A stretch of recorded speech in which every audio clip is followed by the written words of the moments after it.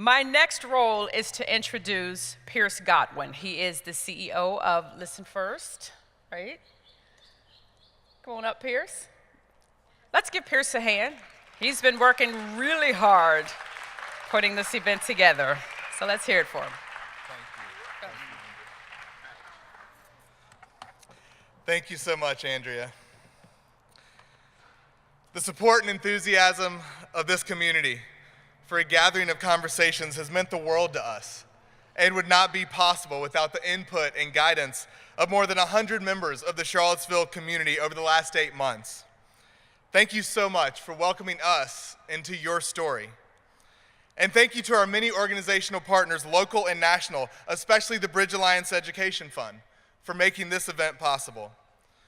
We're all here today, as Andrea said, to support the continued healing and reconciliation in your community.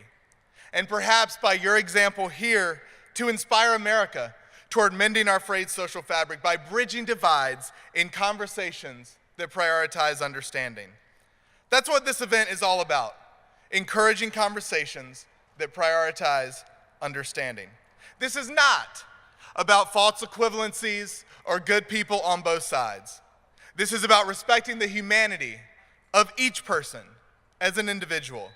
This is not an invitation to listen to anyone who is attacking the humanity of a person or group of persons. To be very clear, the white supremacy and anti-Semitism, the pure hate that was displayed here last summer is not something that any of us should listen to. Indeed, it must be rejected and defeated. The division we experience across the country, the division we see in Charlottesville and other communities, is exactly what those people who illuminated hatred in your streets last summer want. The forces of hate want us divided. They want us extending their hate amongst ourselves. Let's not give them what they want.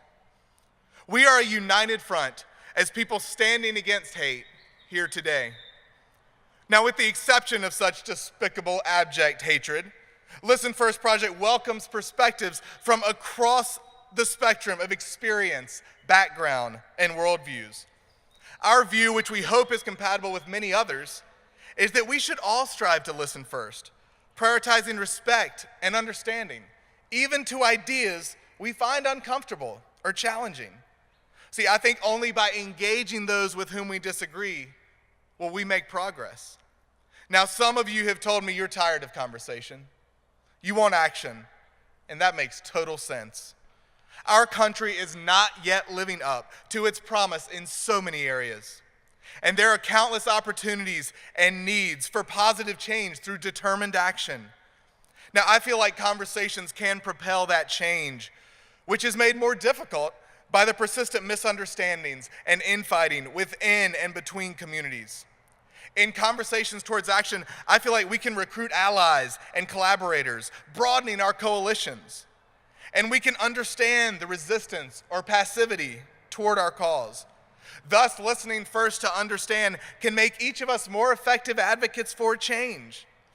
The vast majority of us long for a fair and just society.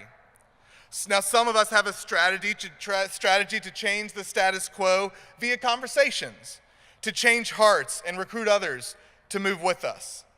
Others of us have a strategy to challenge the status quo via more confrontational approaches in calling out the people who keep the status quo in place. Both of these strategies are valid, and more than that, they are necessary. We focus on conversations and relationships to bridge divides, build community, and propel change. This approach sits alongside other strategies for effective change. Now, it's very clear to us that listening alone will not solve many of the deep problems plaguing this society, but I firmly believe that listening is a key ingredient to the kind of understandings that do move us forward. The status quo has an advantage of inertia, which takes an enormous energy to dislodge.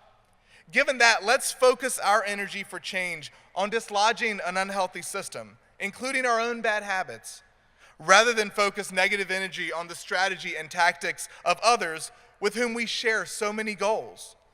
We're here to encourage uncommon conversations today, through which we can all learn and better support each other, especially those who have been less supported historically and still today.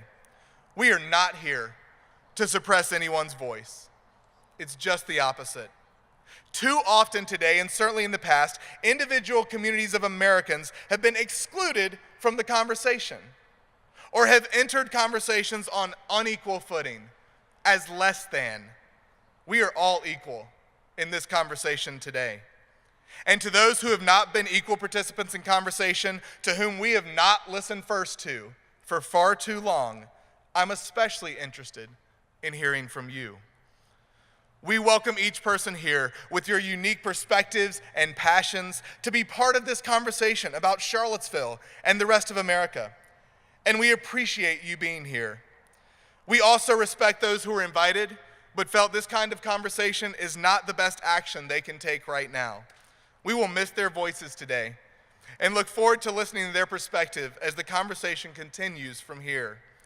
Let us have grace with one another today. As we candidly discuss challenging issues, may we listen first to understand, to learn, and to make this community stronger. Now it's my pleasure to introduce Counselor Dr. Wes Bellamy.